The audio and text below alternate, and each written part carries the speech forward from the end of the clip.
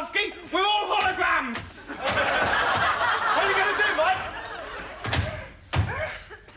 Well, we're halfway through the show, and it's time for half-time report. I think the show's been going particularly well. I particularly like the way the young lad Rick has been running off the joke into the dead laugh area.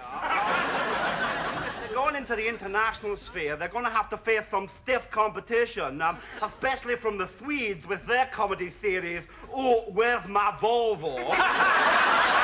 Also, of course, from the French with their comedy series, Mr. Poo-Poo Goes to the Lavatory. Anyway, I think...